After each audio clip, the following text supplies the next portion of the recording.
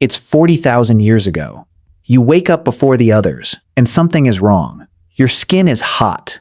Your head is pounding in a way it has never pounded before. You try to stand, and the cave floor tilts under you. You're burning up from the inside. And here is the part that should terrify you.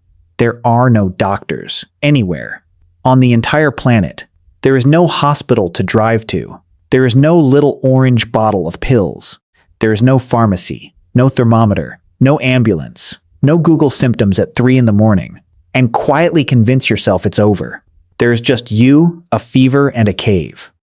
So what did ancient humans actually do when they got sick? Because the easy answer, once most people assume, is that they did nothing.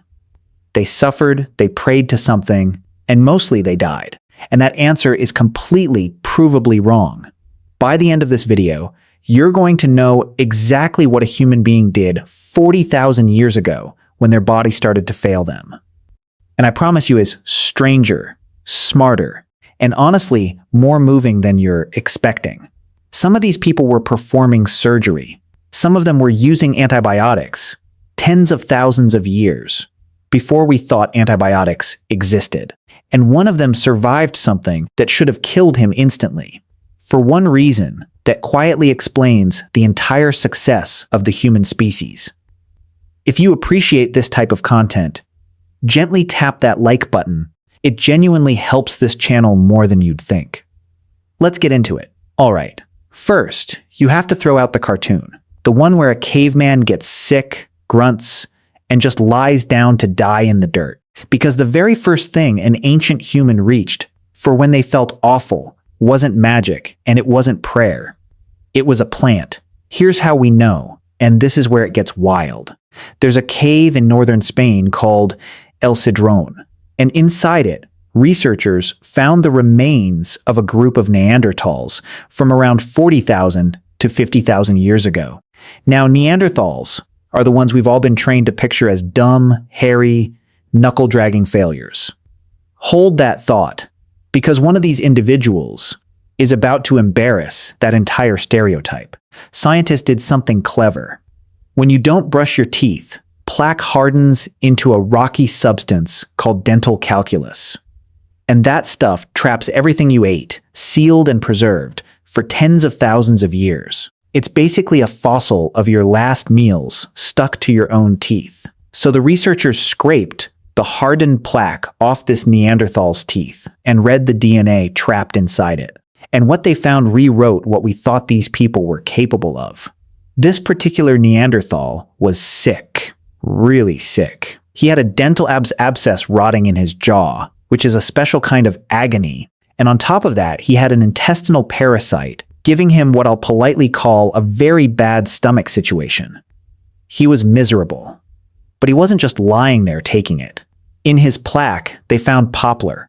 Poplar is a tree, and poplar bark contains salicylic acid. If that phrase sounds familiar, it should, because salicylic acid is the active ingredient in aspirin. This man was chewing on a natural painkiller, the exact same chemical family you'd swallow today for a headache, and then they found the part that gives scientists chills. In the same plaque, there were traces of penicillium. That's the mold that we get penicillin from, the antibiotic, the single discovery that transformed modern medicine and has saved hundreds of millions of lives. A sick Neanderthal appears to have been dosing himself with a natural antibiotic more than 40,000 years before Alexander Fleming discovered it in a laboratory and got the credit. Earlier research from that same cave even suggests they were using yarrow and chamomile, one an astringent, the other an anti-inflammatory. This wasn't random nibbling. Neither of those plants is nice to eat. There's no food reason to put them in your mouth. The only reason to chew something bitter and useless as food is that you have learned it makes you feel better. Now, I want to be honest with you, because this channel is built on real evidence and not hype. Some scientists argue we're reading too much into one sick individual, and that a Neanderthal could stumble onto moldy plants by accident. That's a fair pushback, but the plant knowledge shows up again and again across sites, and here's the thing that's hard to explain away. Somebody had to figure this out. Somebody, thousands of years ago, got sick, tried a plant, felt better, remembered it, and told the next person. There were no books, there were no schools. This knowledge lived entirely in human memory and got passed mouth to ear, around a fire, in the dark, for hundreds of generations, without a single word of it ever being written down. The forest was the pharmacy, and the prescription was carried in people's heads. So plants were swap one. Knowing which leaf kills your pain, that's impressive. But what happened when a plant wasn't going to cut it? What happened when the problem wasn't a fever, but a hole in your skull? Because ancient humans didn't just take medicine. They performed surgery. I need you to sit with this next fact for a second. Because when I first read it, I genuinely didn't believe it. There is a surgical procedure called trepanation. It means drilling, cutting, or scraping a hole straight through a living person's skull. Not on a dead body, on a conscious, breathing human being. And it is the oldest surgery we have physical evidence for anywhere on Earth, going back somewhere between 7,000 and 10,000 years. One of the oldest clear examples comes from a skull found in Ukraine. Your first reaction is probably mine. Okay, that's not surgery. That's just how people got killed back then. Someone got hit in the head and we found the hole. Right? Wrong. And here's how we know it was medicine and not murder. When bone gets injured, living bone heals. It grows back. It rounds off. It smooths over the edges. And a huge number of these drilled skulls show exactly that. New bone growth creeping in around the hole. Rounded, healed, remodeled edges. That is the unmistakable signature of a person who was drilled into and then went on living. For months. Sometimes for years. Think about what that actually requires. No anesthesia as we know it. No sterile operating room. No understanding of germs at all. And yet, across various Neolithic sites, somewhere between 5 and 10% of skulls found show signs of this procedure, which tells you it wasn't some rare, desperate, 1 in a million act. It was a known thing, a practice. Somebody in the group was the person who did this, and the survival numbers are genuinely staggering. Some studies of trepan skulls found that the majority show healing. Later, in the Inca Empire, survival rates for this skull surgery have been estimated as high as 75 to 80%. To put that in perspective, that is better than the survival rate for similar head surgeries during the American Civil War. Thousands of years later, Stone Age surgeons with sharpened rock were outperforming trained surgeons with metal tools and anesthesia. But if you think drilling a skull is the ceiling of what these people could do, I've saved the most incredible case for last, and it flips the whole timeline of medicine on its head. For a long time, the oldest known amputation, an actual surgical removal of a limb, was thought to be around 7,000 years old, from a farmer in France. That already required real anatomical knowledge, because to take off a limb without killing someone, you have to manage the bleeding, avoid the wrong blood vessels, and stop infection. Then, a few years ago, researchers digging in a cave in Borneo found the skeleton of a young person. Part of their lower left leg was gone. Not bitten off, not snapped in an accident. Cleanly, surgically removed. And this individual lived around 31,000 years ago. That didn't just break the record. It shattered it by around 24,000 years. And here's the detail that makes it unforgettable. The bone had healed. The person survived. Analysis suggests this was probably done when they were a child, and they went on to live another 6 to 9 years afterward, into early adulthood. Sit with that. Somewhere in an Ice Age rainforest, more than 30,000 years ago, a group of humans successfully amputated a child's leg, kept the wound from getting infected in one of the most infection-prone environments on the planet, managed the pain somehow, and nursed that child back to a life. With stone tools. That is not the behavior of primitive savages. That is a medical act that even today, without antibiotics, would be hard to pull off. Quick break, and this is the one time I'll interrupt. If you're finding this genuinely interesting and you don't want to lose the channel, check the description and the pinned comment below. I keep the good stuff and the sources linked around there so you can go deeper on any of this yourself. Okay, back to it, because we've reached the most important part of the whole story, because plants and surgery are only half the answer. And the other half is the part that actually explains why our species is still here. Here's the question nobody thinks to ask.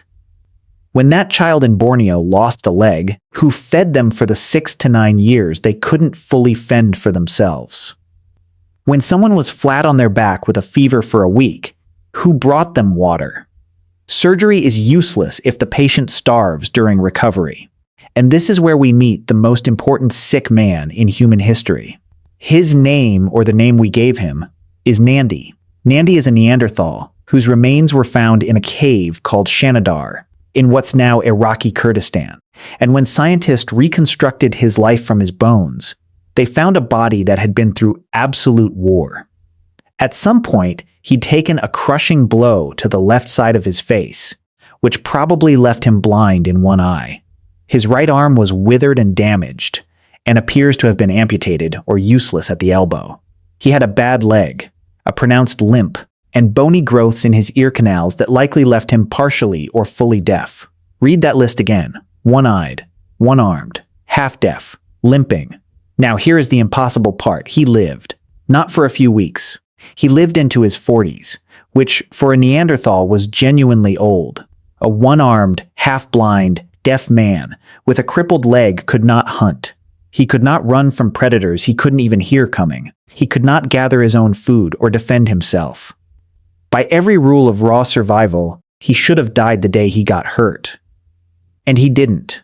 For years and years and years, there is only one explanation, and the researchers who studied him reached it directly. Somebody took care of him. Every single day. For a decade or more, other people fed him, protected him, moved him, and kept him alive when he could give almost nothing back in return. That is the entire ballgame. That's the thing. Because everywhere we look in the ancient human record, we find this same fingerprint. Healed bones.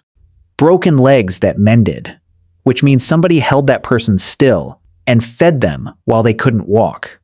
Survivors who had no business surviving. There's a famous idea passed around in anthropology that the first true sign of civilization isn't a tool or a painting, but a healed thigh bone, because in the wild, a broken leg is a death sentence, and a healed one means someone stayed. I'll be straight with you. That exact quote is often attributed to Margaret Mead, and the attribution is genuinely disputed.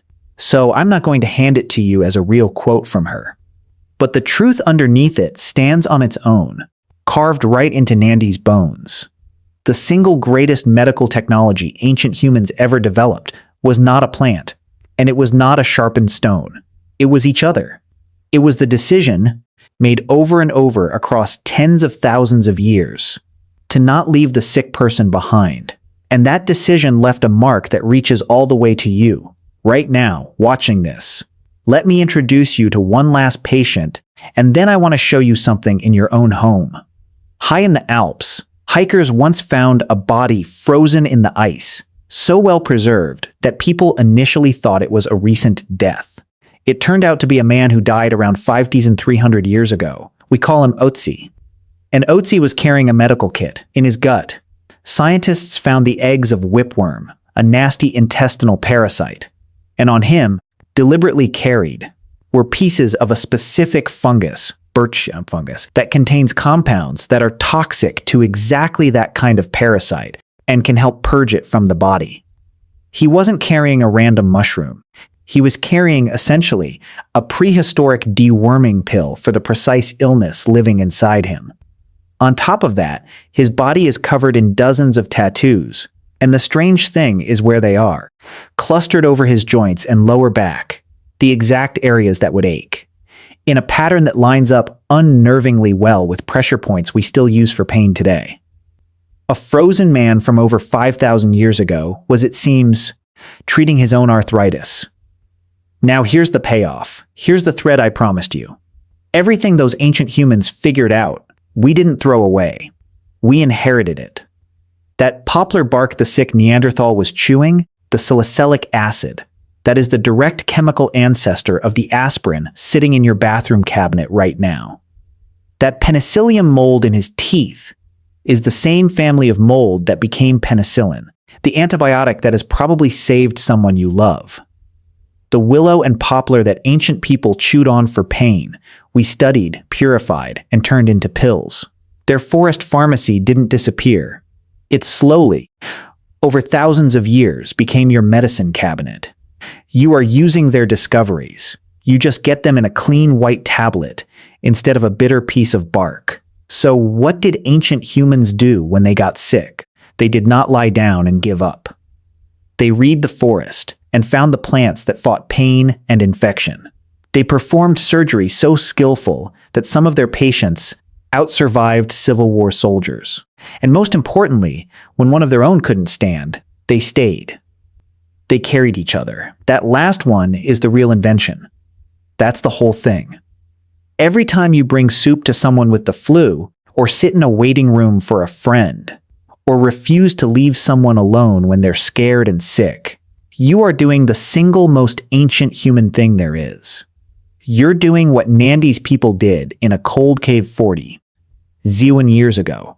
We got sick, we got scared, and we did not face it alone. Some things never change. So here's my question for you. Drop it in the comments. If you were thrown back 40,000 years with no medicine, what one modern thing from your bathroom cabinet would you fight hardest to keep? I read these, so tell me. And if this hit you, and you want to know what daily life actually looked like for these same people when they weren't sick, what they ate, how they slept, what they did all day, I made a video on exactly that, and you can watch it right here. Go on. I'll see you in the next one.